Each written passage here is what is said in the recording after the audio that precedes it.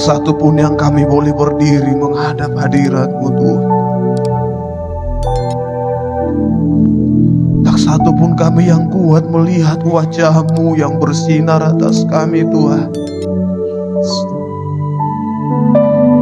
Tapi kami hari ini kami dibenarkan karena Tuhan. Kami dikuatkan karena Tuhan. Tuhan pegang tangan kami Bapa. Tolong kami. Tuhan, kami mau dikuatkan dalam kebenaran firman Tuhan. Berbicaralah kepada setiap kami Tuhan. Tuhan, bentuk setiap kami yang perlu dibentuk. Tuhan, tegur setiap kami yang perlu Tuhan tegur. Tuhan, kuatkan setiap kami yang lemah Tuhan. Bekerjalah seluas-luasnya Bapa yang baik. Urapi hamba-Mu yang tidak ada apa-apanya Tuhan. Aku hanya alat-Mu yang siap Tuhan pakai. Tuhan, berkati jemaat-Mu di tempat ini Tuhan. Berkati lebih lagi Bapa yang baik. Kami siap untuk mendengarkan kebenaran firman Tuhan. Kami berdoa dan bersyukur. Haleluya. Amin. Amin. Silakan duduk Bapak yang terkasih dalam Tuhan Yesus Kristus. Haleluya. Shalom Bapak Ibu. Shalom. Saudara, kita percaya hari ini kita tetap aman dalam pemeliharaan Tuhan. Amin. Saudara, kalau tadi pagi tiba-tiba hujan lagi, mungkin sebagian jemaat Tuhan terhalang untuk datang beribadah. Tapi hari ini Bapak Ibu datang semua karena kebaikan Tuhan. Amin. Saya percaya ada satu hal-hal besar yang Tuhan akan kerjakan dalam kehidupan kita. Karena apa saudara? Dalam kehidupan kita sebagai orang percaya, sering sekali saudara kita merasa kita sedang berpegangan kepada Tuhan. Ya kan? Sering sekali dalam kehidupan kita merasa sedang pegang tangannya Tuhan. Tapi tanpa kita sadari Bapak Ibu, sebenarnya bukan tangan Tuhan yang kita pegang. Iya kan? Bukan tangan Tuhan yang kita pegang, tapi tangan, mungkin itu tangan orang tua kita yang kita pegang. Atau mungkin tangan tetangga kita yang kita pegang. Atau mungkin tangan anak kita yang kita pegang.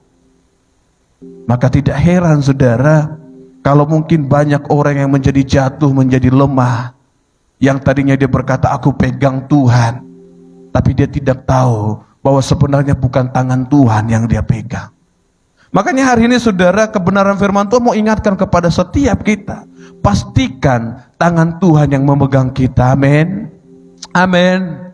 Pastikan tangan Tuhan yang memegang kita. Dan pastikan tangan Tuhan yang Anda pegang, bukan tangan orang lain. Karena Yeremia berkata, celakalah orang yang mengandalkan manusia. Jangan berpikir kita sedang mengandalkan Tuhan, padahal sebenarnya kita sedang mengandalkan orang-orang terdekat kita. Kita sedang mengandalkan pendeta kita. Kita sedang mengandalkan orang tua kita. Sehingga engkau jatuh dan menjadi lemah, saudara. Saudaraku terkasih Tuhan Yesus Kristus, dalam kehidupan sekarang, saudara perhatikanlah zaman yang semakin jahat, Bapak Ibu, ya kan? Kalau Bapak Ibu belakangan ini dengar mungkin ada banyak isu-isu boikot ini, boikot itu, boikot yang sana, tolak yang ini, tolak yang itu. Tapi jemaat Tuhan yang saya mau katakan hari ini adalah jangan pernah tolak Yesus dalam hidupmu. Amin. Jangan tolak Yesus dalam hidup. Bilang kiri kanannya dulu, jangan tolak Yesus. Haleluya. Jangan tinggalkan Yesus. Kalau orang lain bisa meninggalkan engkau, kalau orang lain bisa tidak memperhitungkan engkau Bapak Ibu, tapi hari ini firman Tuhan mau sampaikan kepada kita, jangan pernah tinggalkan Yesus. Haleluya. Amin. Nyanyinya, saya mau ikut Yesus, saya mau ikut Yesus sampai selama-lamanya. Saya punya teman Bapak Ibu waktu di Jogja, seorang pendeta yang sudah senior juga. Jadi waktu kami nyanyi lagu ini, dia bilang sama saya, bro, ini yang pimpin pujian aneh. Kok gitu? Suka kali dia menderita. Ya kan? Karena refnya bilang seperti meskipun saya susah menderita dalam dunia, saya mau ikut Yesus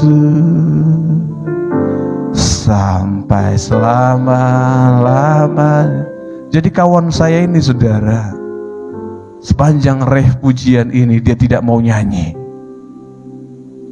Kenapa? Dia bilang aku ikut Tuhan bukan untuk susah. Haleluya. Dia bilang, ya mungkin candaan dia, tapi asli saudara, pujian ini dia nggak nyanyi. Tapi di awal ini, saya mau ikut Yesus. Dia mau ikut Yesus sampai selama-lamanya. Dan ketika pujian katakan, meskipun saya susah menderita dalam dunia.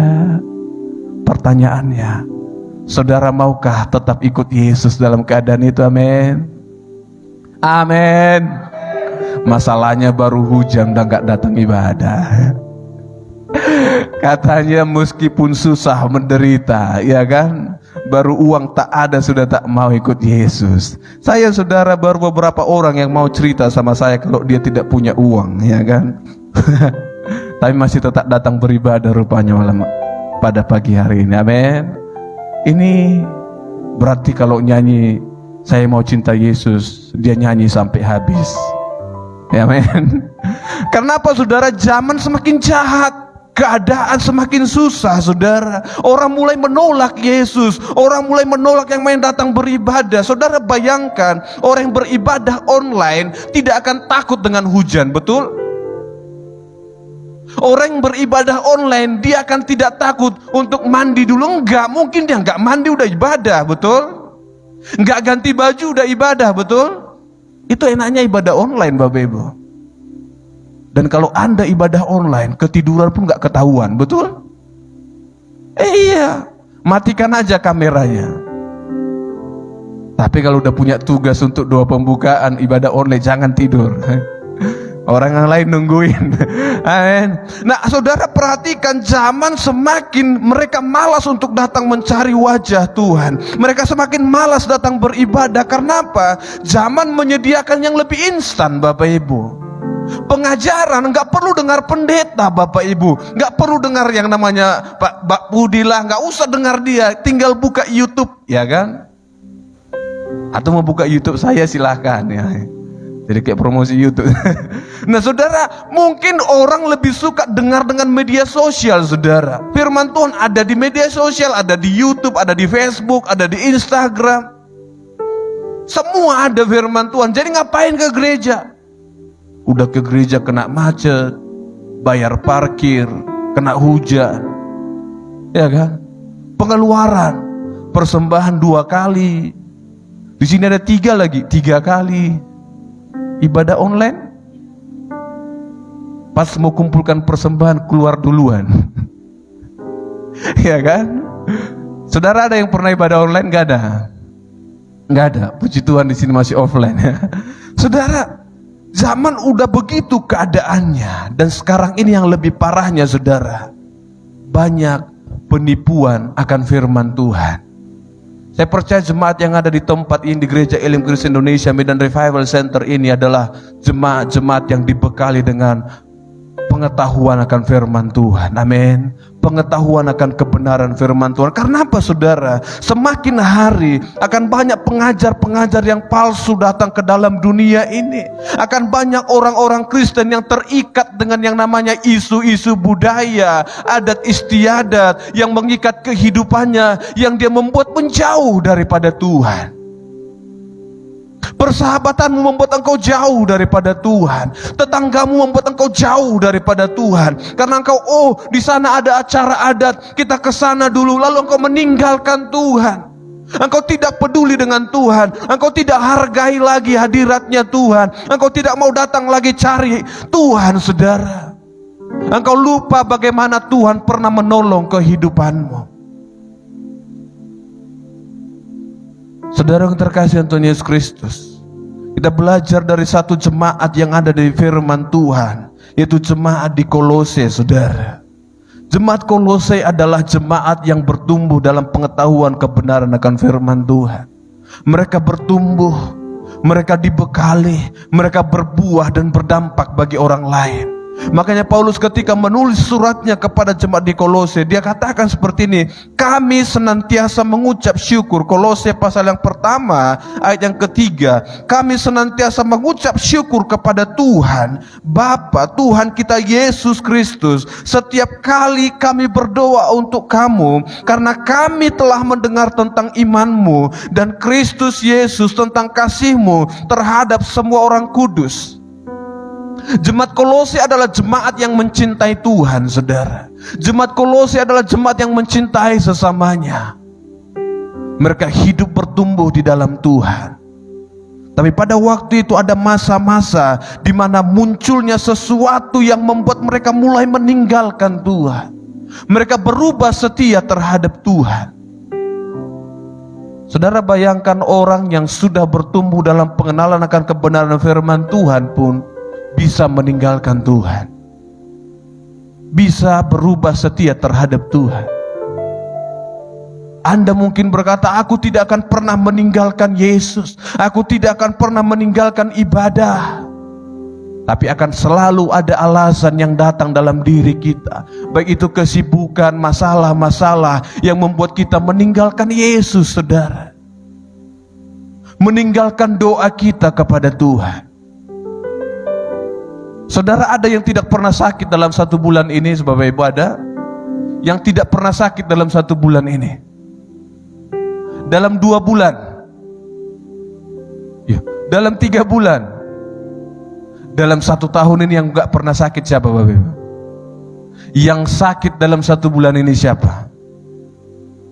1, 2, 3. Yang sakit dalam 2 bulan ini ada.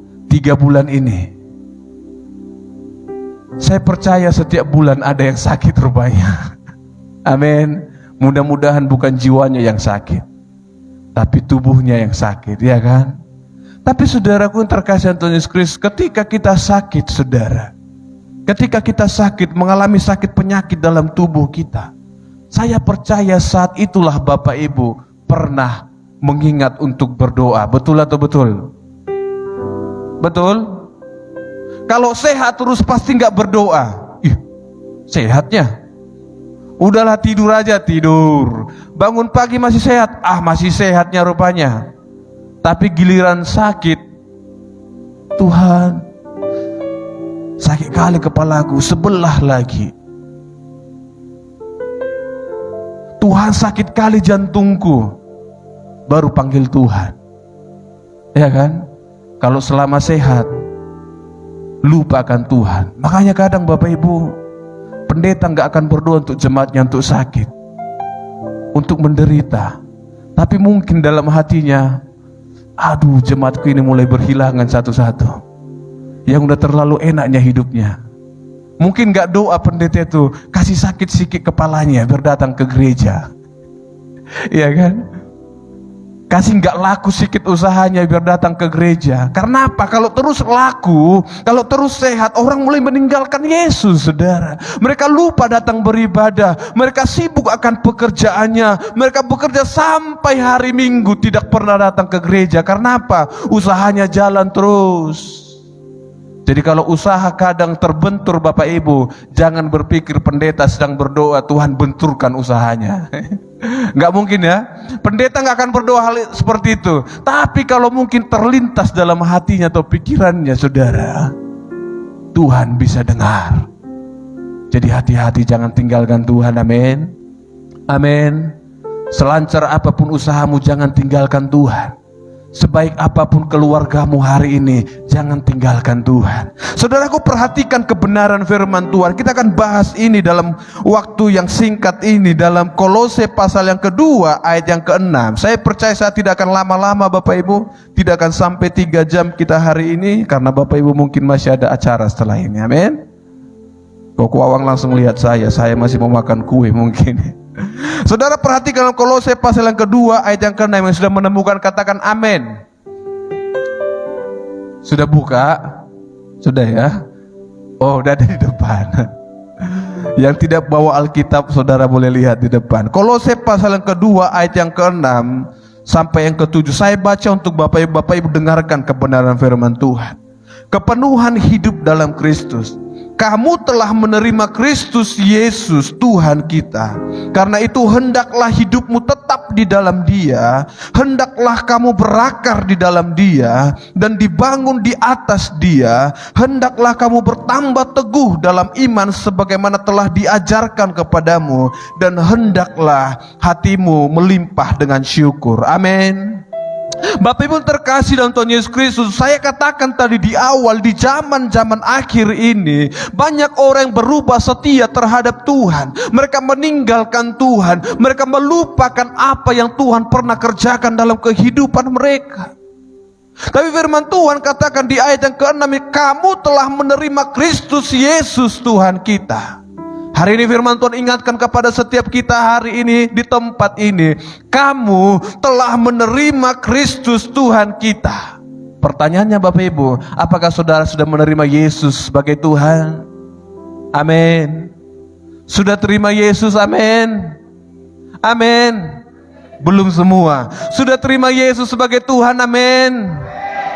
Saudara terima Dia sebagai Tuhan. Makanya firman Tuhan katakan, ketika kamu menerima Kristus Yesus Tuhan kita. Saudara, kata menerima saya pernah ajarkan kepada Bapak Ibu, dalam bahasa aslinya itu kata lambano Bapak Ibu. Artinya firman Tuhan katakan, aku memilih kamu menjadi anakku. Ibaratnya Bapak Ibu, seseorang yang mengirimkan uang kepada Bapak Ibu. Contoh, ya kan? Contoh, saya kirimkan uang nih kepada Bapak Ibu, tapi saya kirimkannya melalui kantor pos, ya kan? Dan di kantor pos itu Bapak Ibu harus ambil ke situ, ya kan? Harus ambil ke kantor posnya. Itu kata lambano Bapak Ibu. Artinya kata menerima membutuhkan usaha untuk mengambil. Amin. Amin.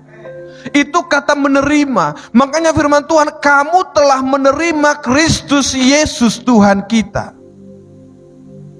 Saudaraku, banyak orang berkata dia adalah anak Tuhan, tapi kenyataannya dia tidak menerima Yesus sebagai Tuhan dalam kehidupannya.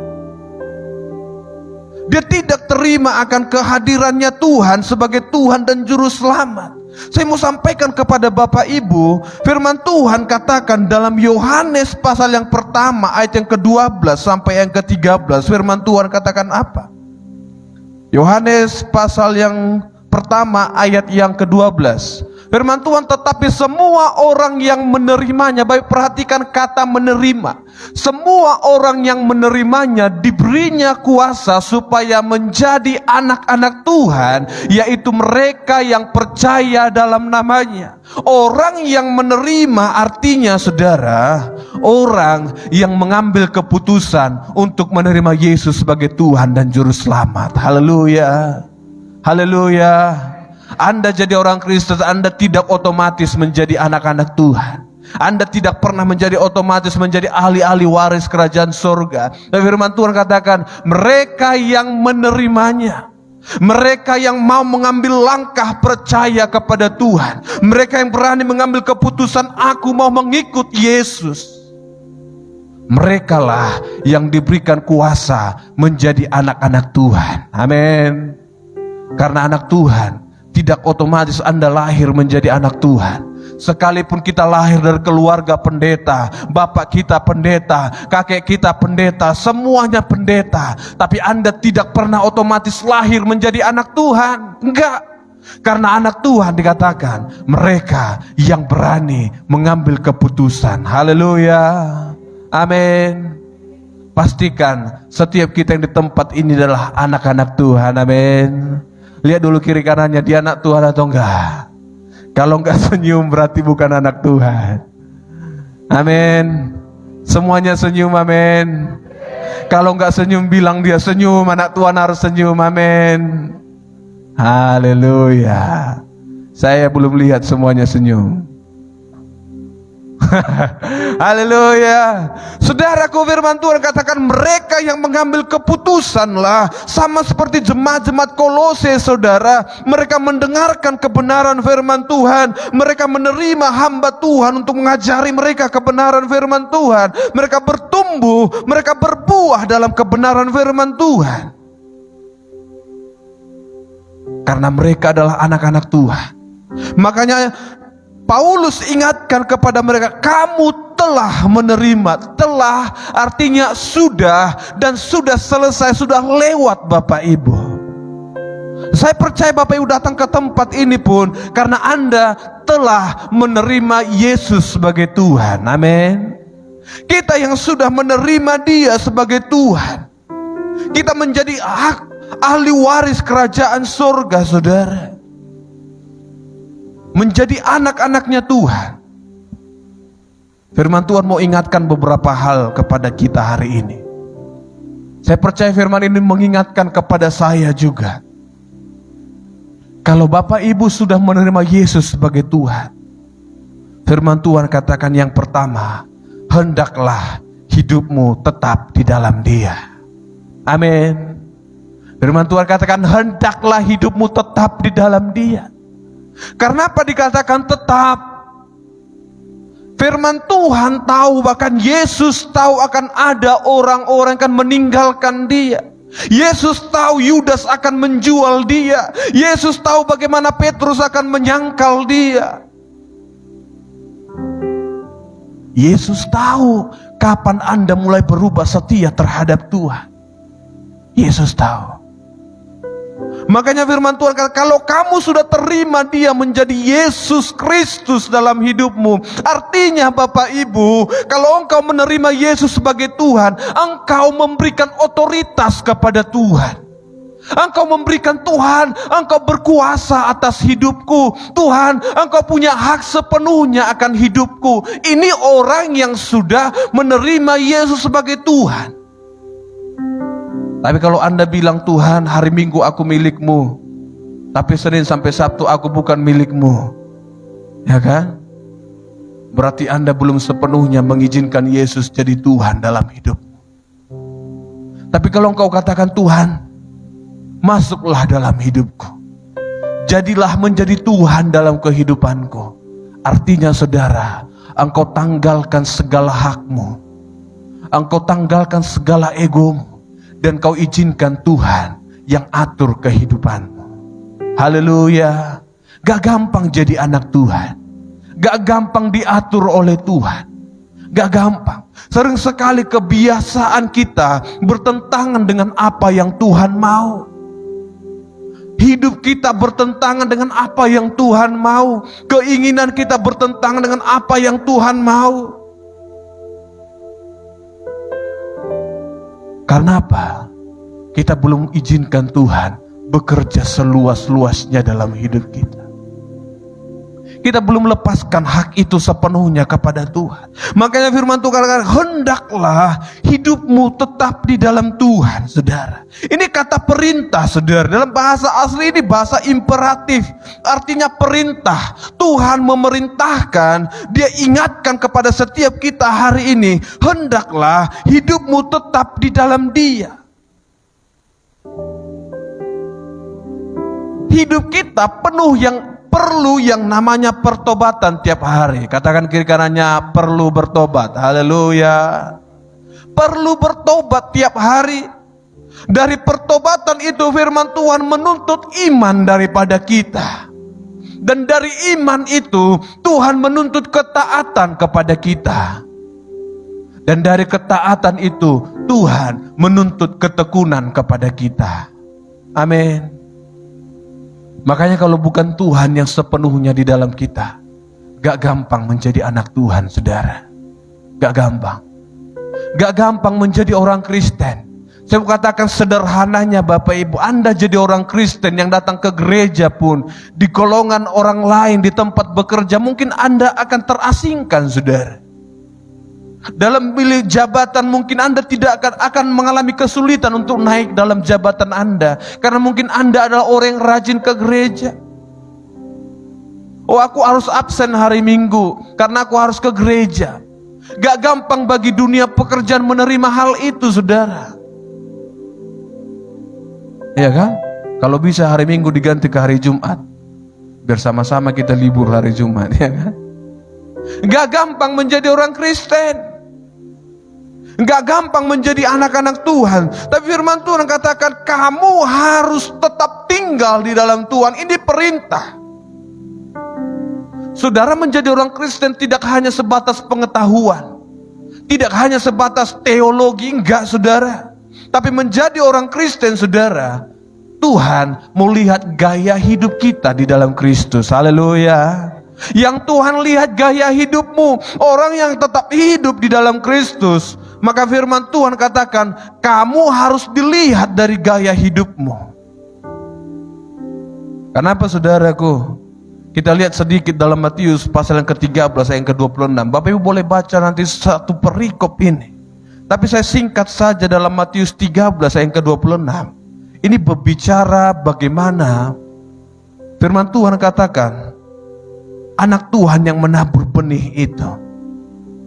Tapi pada malam hari datanglah si jahat menabur benih yang jahat. Lalu tumbuhlah kedua benih itu bersama-sama. Lalu datanglah pekerjanya kepada tuannya. Tuan, apakah kita cabut lalang ini? Tapi Tuhan itu berkata, jangan. Kalau kamu cabut lalang ini, maka gandum ini pun akan tercabut dan rusak lalu mati. Biarkan mereka tumbuh bersama-sama. Tapi pada saatnya, lalang harus dikumpul lebih dulu, lalu dibakar. Maksudnya apa, saudara? Saya pernah belajar, saudara. Saya mencari tahu siapa yang dimaksud dengan yang menabur benih yang baik itu. Kira-kira menurut Bapak Ibu siapa yang dimaksud itu? Siapa, Bapak Ibu? Apakah itu Pak Fitrianus? Siapa yang menabur benih yang baik itu? Saya mau sampaikan, saudara, supaya saudara semakin diberkati dalam pengetahuan kebenaran firman Tuhan. Membuktikan Yesus sudah ada sejak zaman perjanjian lama. Yesus sedang berbicara tentang dirinya. Amin. Yesus datang menabur benih yang baik itu. Tapi iblis datang menabur benih yang jahat. Saudara, hatimu tumbuh firman yang baik atau dari yang si jahat? Atau orang yang di sekitarmu adalah lalang yang Tuhan izinkan tumbuh bersama dengan engkau? Jangan sesali lalang itu, Bapak Ibu. Karena firman Tuhan jelas katakan, biarkan lalang dan gandum itu tumbuh bersamaan. Gak gampang bedain yang mana gandum, yang mana lalang, betul? Gak gampang bedain yang mana anak Tuhan dengan anak hantu. Iya kan? Kita pikir dia anak Tuhan, rupanya anak hantu. Kita pikir dia sedang membimbing kita ke jalan Tuhan, ternyata dia sedang menyerongkan kita dari kebenaran. Saudara lihat akhir-akhir ini ada pendeta-pendeta besar yang mengajarkan Yesus bukan Tuhan, yang mengajarkan Yesus adalah manusia biasa. Saya mau bilang, saudara, sehebat itu pendeta itu, banyak pengikutnya. Iya kan? Banyak. Sedangkan pendeta yang mengajarkan kebenaran, jemaatnya sedikit. 30, 60, 90, 100. Padahal pendeta yang ajar yang asal-asalan itu, yang aneh-aneh itu, jemaatnya 1000, 2000. Kenapa orang lebih suka dengar yang seperti itu daripada yang kebenaran? Kenapa, Bapak Ibu? Karena setan lebih giat bekerja. Ya kan? Anak Tuhan taburnya waktu siang, waktu bekerja. Sedangkan si jahat lembur, Bapak Ibu. Si jahat lembur, kerjanya tengah malam. Bayangin. Walaupun itu bentuk perumpamaan Bapak Ibu, tapi zaman sekarang si jahat 24 jam mengajar.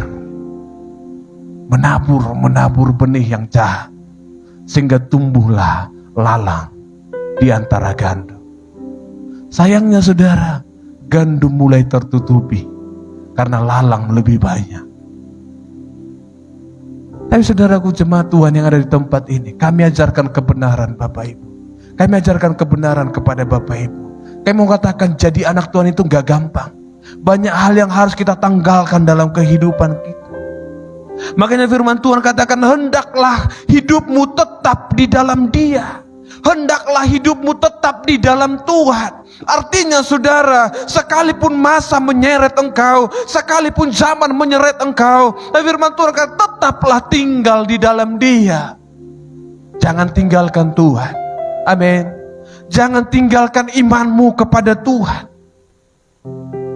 Karena apa saudara? Bapak Ibu perhatikan dalam Kolose, kita lihat sedikit ke belakang ayat pasal yang pertama, ayat yang ke-10. Firman Tuhan katakan bagaimana keadaan jemaat di Kolose. Ayat ke-10, sehingga hidupmu layak di hadapannya serta berkenan kepadanya, kepada Tuhan dalam segala hal, ya, dan kamu memberi buah dalam segala pekerjaan yang baik dan bertumbuh dalam segala pengetahuan tentang Tuhan. Saudara lihat bagaimana jemaat di Kolose. Mereka bertumbuh, mereka berbuah dan mereka melakukan pekerjaan-pekerjaan yang baik. Gak tanggung-tanggung saudara. Mereka luar biasa mengikut Tuhan. Tapi firman Tuhan katakan, kenapa Tuhan ingatkan supaya mereka tetap tinggal dalam Tuhan? Saudara, Tuhan mau hidup kita berbuah bagi orang lain. Haleluya. Tuhan mau hidup kita berbuah dalam segala pekerjaan yang baik. Saya katakan tadi, kenapa pendeta yang mengajar kebenaran tapi jemaatnya hanya sedikit Bapak Ibu. Tapi pendeta yang mengajarkan yang aneh-aneh, yang berlarian dari kebenaran firman, tapi pengikutnya banyak. Satu kali saya cerita dengan seorang ibu, dia bilang, saya gak berani bilang pendeta itu sesat. Karena apa? Buahnya banyak, pengikutnya banyak, gereja banyak diberkatinya. Betul?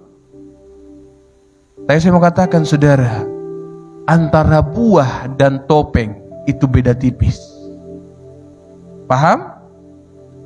Antara buah dan topeng itu beda tipis saudara. Untuk Anda mengenali buahnya bagaimana caranya? Bagaimana Bapak Ibu mengenali buah? Kalau kita untuk mengenali buah ya kita makan, iya kan?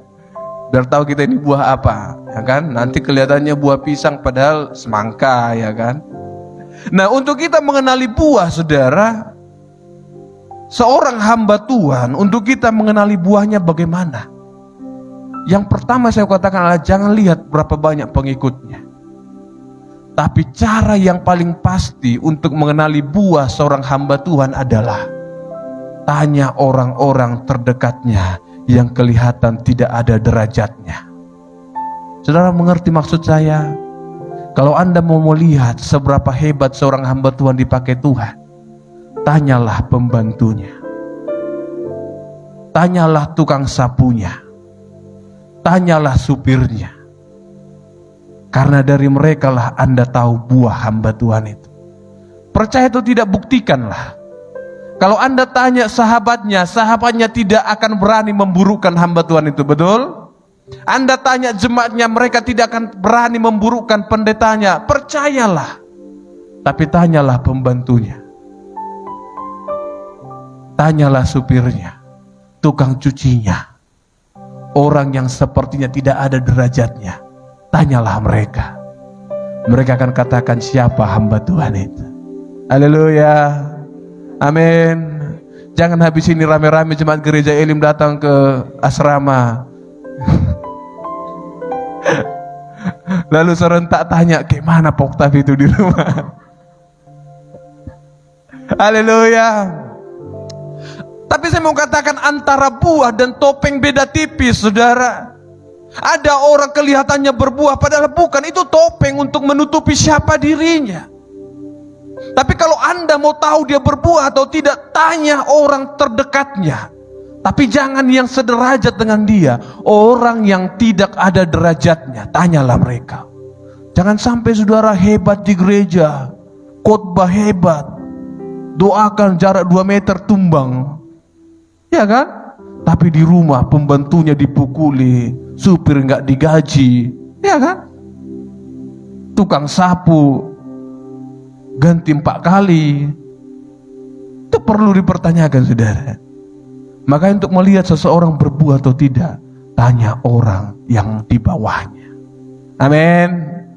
Jangan lihat berapa banyak pengikutnya, karena mungkin pengikutnya hanya melihat topengnya, bukan melihat buahnya. Amin. Amin. Makanya firman Tuhan katakan, saudara, hendaklah kamu tetap hidup di dalam Tuhan. Artinya lihat Tuhan. Lihat Tuhan. Kalau pendeta bisa mengecewakan, kalau pengerja bisa mengecewakan, kalau gereja bisa mengecewakan, tapi saya mau jamin kepada saudara hari ini, Tuhan tidak pernah mengecewakan. Amin. Tuhan tidak pernah meninggalkan engkau. Tuhan tidak pernah membiarkan engkau. Tapi pastikan Bapak Ibu, engkau pegang tangan Tuhan, bukan tangan tulang. Amin. Pegang tangan Tuhan. Jangan pegang tangan Bapak. Kalau Bapak yang saudara pegang, mungkin Bapak saudara asam urat rematik, akan lemah dan jatuhlah, matilah saudara. Tapi Tuhan tidak ada asam uratnya. Amin. Jangan salah pegang tangan orang lain. Haleluya. Tetaplah tinggal di dalam Tuhan. Itu kata firman Tuhan. Itu yang pertama Bapak Ibu. Ini perintah. Yang kedua, ayat yang ke-7, hendaklah kamu berakar di dalam Dia. Amin. Hendaklah kamu berakar di dalam Dia. Bapak Ibu tidak akan bisa bertumbuh tanpa Bapak Ibu berakar. Amin. Bapak Ibu tidak akan bisa berakar kalau Bapak Ibu tidak tinggal diam di dalam Tuhan. Amin. Saudara bayangkan kalau cabai tiap saat dipindah-pindahkan, kapan dia berakar? Betul? Jemaat Tuhan jangan suka pindah-pindah. Amin. Kalau sekali 2 kali gak apa-apa lah. Tapi kalau sampai 4 kali, 5 kali, 6 kali, 100 kali, aduh Tuhan. Saya saudara anak petani, bapak saya petani. Percaya kalian kan? Haleluya. Jadi Bapak Ibu, ketika bapak saya mau tanam cabai dulu, dari pembibitan mau ke tempat yang asli, ya kan? Jadi kalau kalian mau tanam saudara, akarnya itu dipotong. Betul, ada yang petani di sini? Ada ya? Enggak ada, ya cuman aku sih anak petani. Kasihan kayak, oh ada ibu ini yang petani kawan saya. Iya, masih ada rupanya petani. Kupikir cuman aku petani di sini. Jadi kami itu harus putuskan dulu akarnya yang panjang itu saudara, baru ditanam. Betul ya Bu? Supaya banyak lagi akarnya. Iya kan? Begitu. Wajari kalian bertani. Nah Bapak Ibu, saya nggak tahu kenapa Pak, kenapa harus dipatahkan akar ini. Tanam kopi pun seperti itu ya Bu. Yang panjang itu saudara dipatahkan dulu baru ditanam. Saya nggak tahu apa fungsinya. Tapi firman Tuhan sebenarnya mengajari saya saudara. Kalau saya nggak belajar di pertanian, di teologi saya belajar. Amin. Rupanya firman Tuhan katakan supaya kamu bisa berakar saudara, kamu tinggal dulu dalam Tuhan. Amin. Jangan suka pindah-pindah, lompat sana lompat sini, terakhir salah lompat patah kakinya. Nah firman Tuhan katakan diam dulu di dalam Tuhan. Saya tidak berbicara gereja ini ya Bapak Ibu. Diam di dalam Tuhan, maka kamu akan berakar. Amin. Kalau kamu tidak tinggal dalam Tuhan, gak mungkin bisa berakar. Saudara, kata berakar di sini saya mau kasih tahu kepada Bapak Ibu, ini dalam bahasa aslinya saudara, bentuknya pasif. Tahu pasif Bapak Ibu? Sorry kalau saya sampaikan bahasa asli supaya Bapak Ibu semakin mengerti kebenaran firman Tuhan. Artinya, engkau berakar di dalam Kristus, bukan kamu yang membuat kamu berakar. Paham maksudnya? Bukan kita yang membuat kita berakar, tapi Tuhan yang membuat kita berakar. Pasif itu artinya orang lain yang mengerjakan, betul ya, yang anak-anak sekolah ya. Kalau aktif, kita yang berlakukan. Tapi berakar dalam bahasa aslinya pasif. Artinya kalau engkau sudah diam di dalam Tuhan, engkau melakukan pekerjaan Tuhan, Tuhan yang membuat engkau berakar. Amin. Amin. Tuhan yang membuat saudara menjadi berakar. Makanya firman Tuhan katakan, diamlah di dalam Tuhan dan hendaklah kamu berakar di dalam Dia. Tuhan yang membuat engkau berakar, saudara. Makanya Paulus katakan, ada yang menanam, ada yang menyiram, tapi yang memberi pertumbuhan adalah Yesus. Haleluya. Mungkin di tempat lain Anda ditanam, di tempat ini Anda disiram, mungkin di tempat lain yang akan menuai. Tapi percayalah, semuanya hanya untuk Yesus Kristus. Haleluya. Amin. Amin. Makanya saudara perhatikan kebenaran firman Tuhan. Hendaklah kamu berakar di dalam Dia. Itu poin yang kedua, saudara. Tuhan akan memberikan satu kehidupan yang baru kepada engkau kalau engkau tetap tinggal di dalam Tuhan. Saya teringat Bapak Ibu, saya cerita waktu saya pergi ke Jakarta kemarin, saudara. Saya diajak teman keliling-keliling naik kereta api. Yang pernah ada? Gak paten. Saya diajak keliling-keliling, saudara. Dari Jakarta ke Bandung. Dari Bandung, pokoknya cuman duduk di kereta api lah, jalan-jalan. Turun di sana, naik lagi, turun, naik, turun, naik. Saya berpikir karena saya orang kampung dari Medan, udah berapa lah ongkosnya ini? Iya kan? Dari Jakarta ke Bandung udah kena berapa ini ya, ya kan? Namanya orang kampung. Hampir seharian kami hanya di kereta api, Bapak Ibu. Seharian di kereta api. Singgah. Bapak Ibu tahu berapa ongkosnya? Berapa ongkosnya kira-kira? Keliling Jakarta, Bandung gitu loh, Bogor gitu kan? Cuma 4.000, Bapak Ibu. 4.000, bayangin.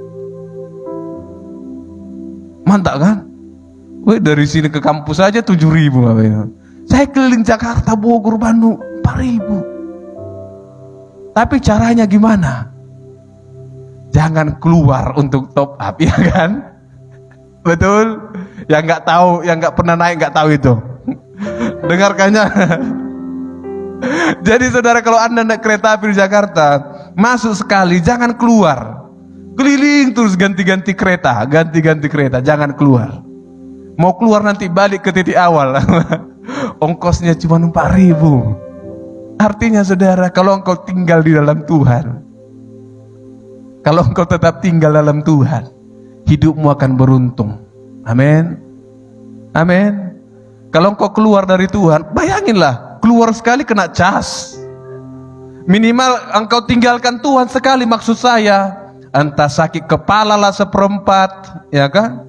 Mobil yang hilang labannya 2. Itu kalau artinya kalau engkau keluar dulu top up. Saya mau katakan, kalau engkau mau beruntung, jangan keluar. Amin. Bilang kiri kanannya, jangan keluar. Haleluya. Teruslah di stasiun itu. Enak saudara, bisa jalan-jalan. Saya ke Bogor, saya pergi ke apa itu Pak yang di Bogor, yang tempatnya presiden. Itulah itu. Saya masuk saudara, nggak ada tiketnya, sama saudara. Pergi ke Jakarta, ke kota tua, sebuah aku jalani enak kali pokoknya. Makanya pergi kalian ke Jakarta. Sini aja. Enak rupanya saudara. Tapi di kereta itu Bapak Ibu, apalagi jurusan Bogor, bisa 1 jam kita berdiri seperti ini. Iya kan? Namanya gratis. mengikut Tuhan pun ada saatnya saudara harus berdiri dan bergantung. Amin. 1 jam Anda menggantung pun jangan lompat dari kereta itu. Anda lompat habislah sudah. Amin. Pegang terus sampai di tujuan. Haleluya. Karena di Bogor Anda melihat ada kota yang indah. Haleluya. Apalagi Anda ikut Tuhan, pegang terus kereta itu. Naik terus bersama dengan Yesus sampai engkau tiba di tempat yang dijanjikan itu. Amin. Makanya firman Tuhan, saudara yang terkasih, tinggallah di dalam Tuhan. Ini perintah, jangan lompat daripada Tuhan. Tenanglah di dalam Tuhan. Apapun masalahnya, bagaimanapun tingginya persoalan itu, gelombang-gelombang kehidupan itu, gunung-gunung masalah itu, saudaraku, tinggallah di dalam Tuhan. Amin. Karena Tuhan tidak akan meninggalkan engkau. Maka Dia akan membuat engkau berakar di dalam Dia. Tuhan yang memberikan akar dalam hidupmu. Akar berbicara sumber makanan, betul?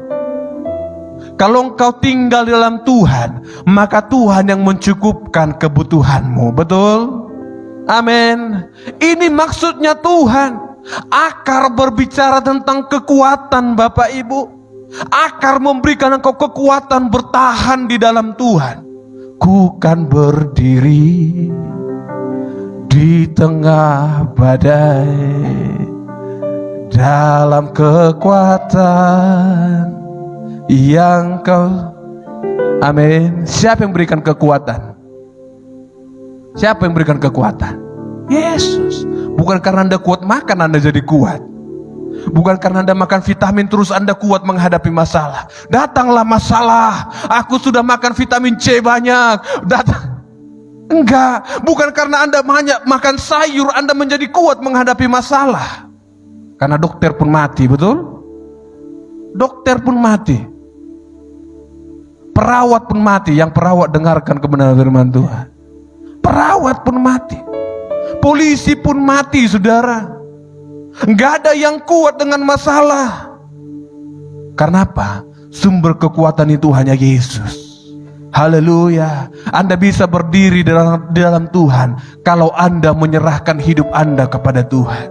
Saya pernah sampaikan kepada Anda tidak akan tenggelam kalau engkau melepaskan dirimu di lautan, betul?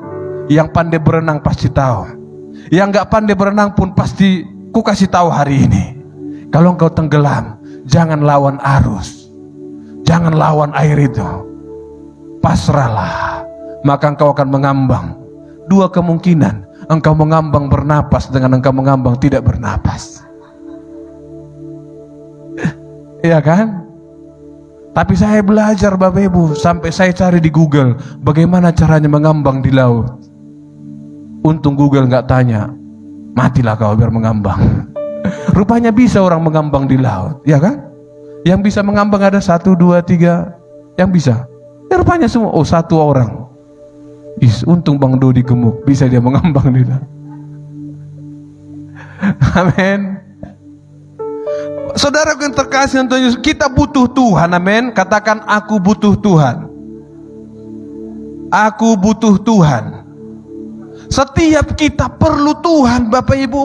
Pendeta perlu Tuhan, dokter perlu Tuhan, gereja perlu Tuhan, pengusaha perlu Tuhan. Setiap kita butuh Tuhan. Makanya firman Tuhan kan, kalau engkau tinggal di dalam Dia, Dia yang membuat engkau berakar di dalam Dia. Amin. Engkau berakar di dalam Tuhan, engkau dicukupkan kebutuhanmu, engkau kuat di dalam Tuhan. Kebutuhanmu pun, makananmu Tuhan cukupkan. Kalau apa? Engkau tinggal di dalam Tuhan. Karena akarmu masuk kepada Tuhan. Haleluya. Firman Tuhan katakan hal yang ketiga, hendaklah kamu dibangun di atas Dia. Amin. Orang yang menerima Yesus, firman Tuhan katakan, hendaklah engkau dibangun di atas Dia. Di atas siapa? Di atas Yesus yang adalah batu karang yang kuat itu. Amin.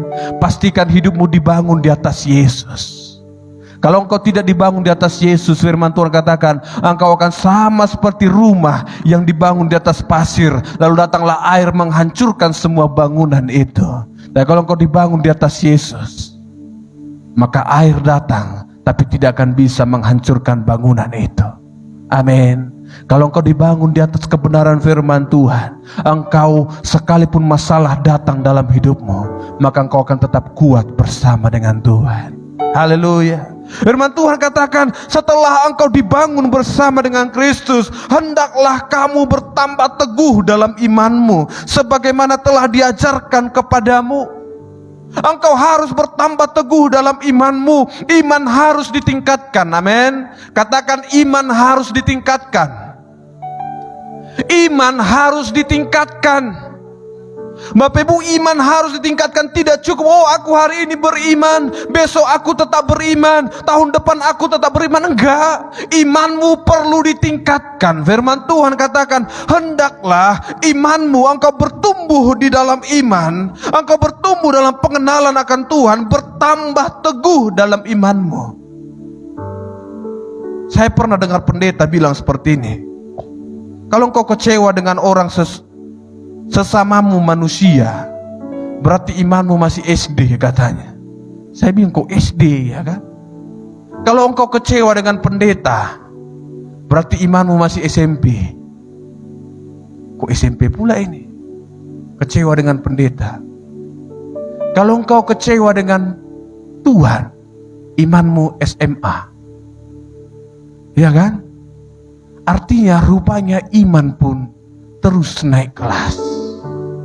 Ya kan? Dari SD, SMP, SMA. Kalau engkau kecewa Bapak Ibu dengan tetanggamu, berarti imanmu masih SD, masih perlu sekolah.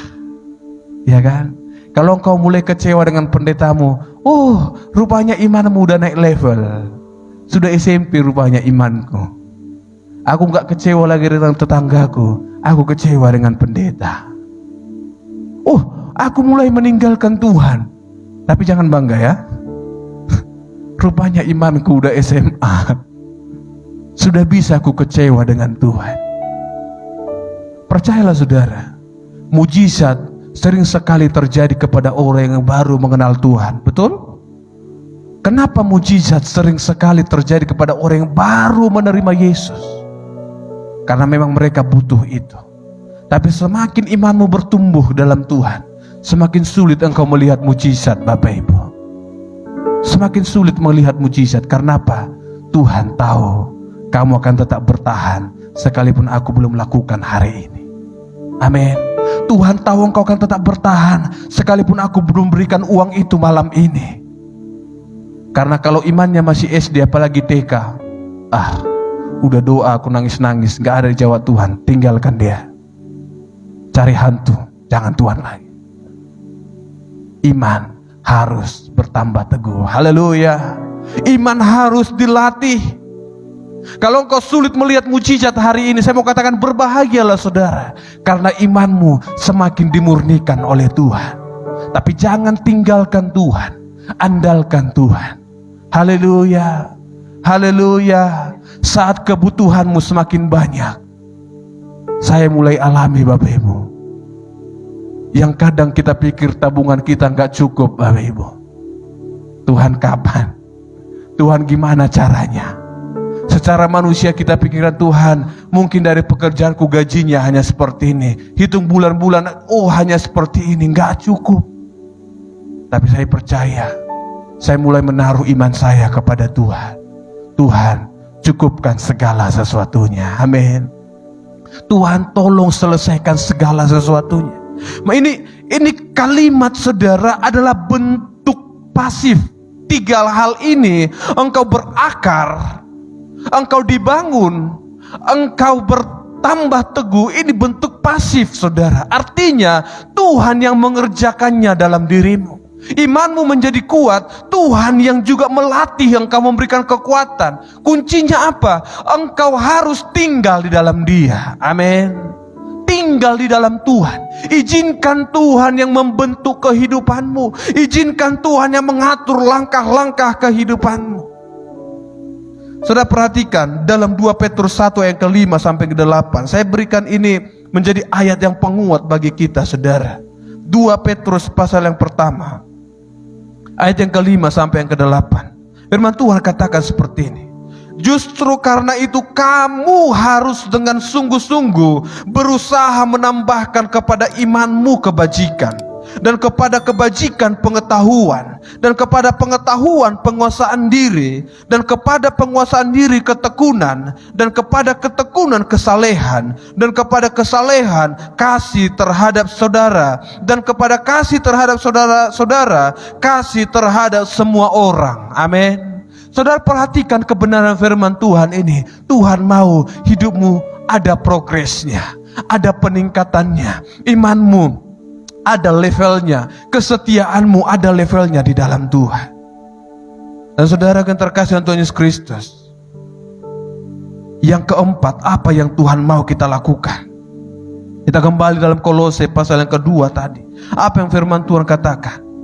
Dan hendaklah hatimu melimpah dengan syukur. Haleluya. Hendaklah hatimu melimpah dengan syukur. Melimpah dengan syukur, Bapak Ibu, dibuat dalam bentuk aktif. Artinya untuk bersyukur adalah tindakanmu sendiri. Haleluya. Bersyukurlah kepada Tuhan. Bersyukur buat kebaikan Tuhan. Bersyukur buat kasih setia Tuhan. Maka engkau akan bertumbuh ke segala arah. Haleluya. Jemaat Tuhan, bagaimana engkau bertumbuh ke segala arah? Saya mau katakan yang pertama, tinggallah di dalam Tuhan. Yang kedua, berakarlah di dalam Tuhan. Yang ketiga, dibangunlah di atas Kristus. Yang keempat, teguhlah imanmu. Yang kelima, sebagai tindakanmu sendiri, mengucap syukurlah dalam segala hal. Lakukanlah segala sesuatu itu dengan pengucapan syukurmu kepada Tuhan. Maka engkau akan melihat berkat Tuhan dalam kehidupanmu. Engkau akan melihat bagaimana Tuhan memulihkan keadaanmu, memberkati keadaanmu, menjamah keluargamu, memulihkan anak-anakmu, karena engkau tinggal dalam Tuhan. Haleluya Yesus. Sama-sama kita tundukkan kepala kita. Kita berdoa kepada Tuhan. Haleluya Yesus. Terima kasih Tuhan.